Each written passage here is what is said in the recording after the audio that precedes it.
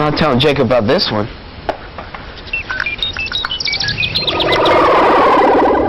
Thanks, RJ, and good work. I thought I lost you for a few minutes, but I understand when nature calls. Over. Well, I got lucky. My hypothesis is correct after all. I think it was more than just luck. You did good research. We all did good research. Now all we need to do is plan our geocache and complete our assignment. Let's not congratulate ourselves just yet. RJ said that no one might be able to confirm our hypothesis further. That's true. You don't always know for certain that you're 100% correct. Right, but hopefully they'll be able to help us get closer to the answer. Let's plan our cache and wait for Tony's report from NOAA. I'm ready for coordinates. North 37.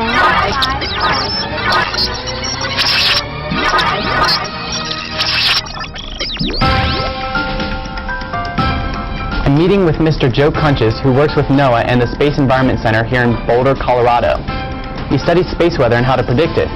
Hopefully, he can tell us whether there was any solar activity the day we experienced the problem with our GPS. Space weather refers to conditions near the Earth that affect man-made technologies such as satellites and other human activities. That's why it's so important to predict space weather. Right.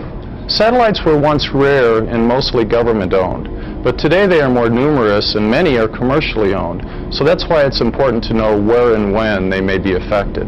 Right. Satellites are very important in our lives, and also a nice addition to a well-balanced portfolio. We heavily depend on satellites for weather information, television, communication, and navigation. We have learned about predicting weather here on Earth, but how do you predict space weather? Predictions are made primarily using data from satellites that monitor the sun.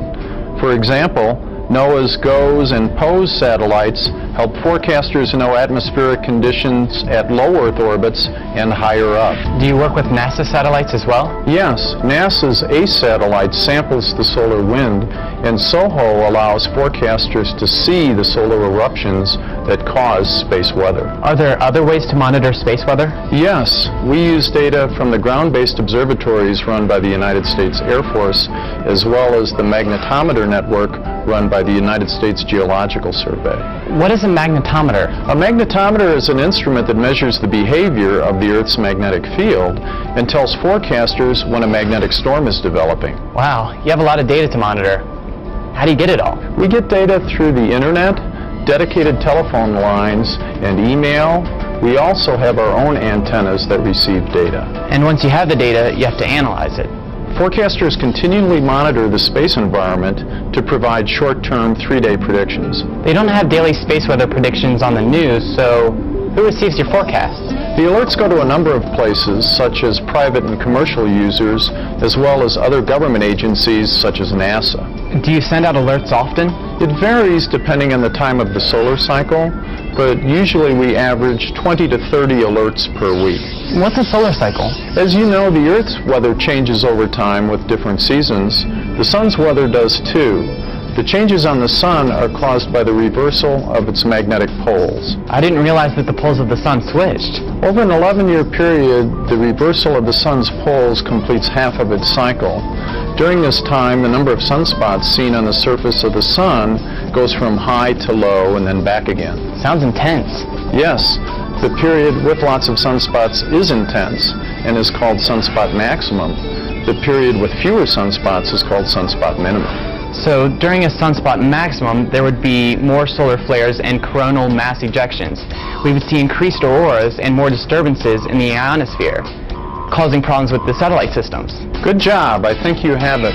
But remember that even during a sunspot minimum, there can still be lots of interference. If you don't mind, I have one last question. Sure, what's your question? We're fairly certain that our GPS devices went crazy while we were geocaching due to a solar flare or a space weather event that affected the ionosphere. Is there any way we can be sure that was the cause? We can find out if an alert was issued for that date, but not if the storm affected your GPS device. That makes sense. Let's go over to the computer and check out the website. You can find out all about space weather and geomagnetic storms when you visit NOAA's Space Environment Center website. NOAA confirmed that there was an alert while we were geocaching. We can't be certain, but we may have solved another mystery. Of course, I'm sending my report to the Treehouse detectives. Hopefully, they will get it before they go to pick up Dr. D from the airport.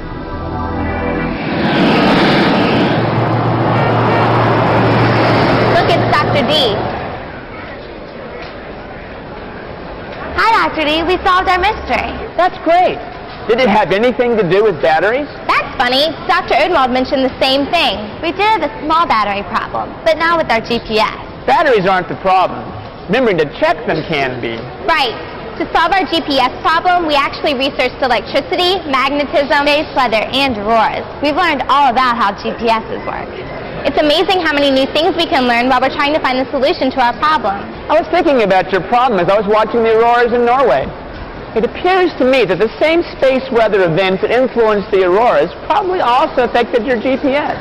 Dr. D, why didn't you tell us earlier? We came to the same conclusion. Isn't it more fun to find the solution yourself? You're right, and Tony's report from Colorado finally nailed it down. Dr. Odenwald told us that storms on the sun can affect the ionosphere in ways that slow down the GPS signal, so that the receiver reads a false distance. And Tony told us that there had been a space weather advisory the day that we had the problem.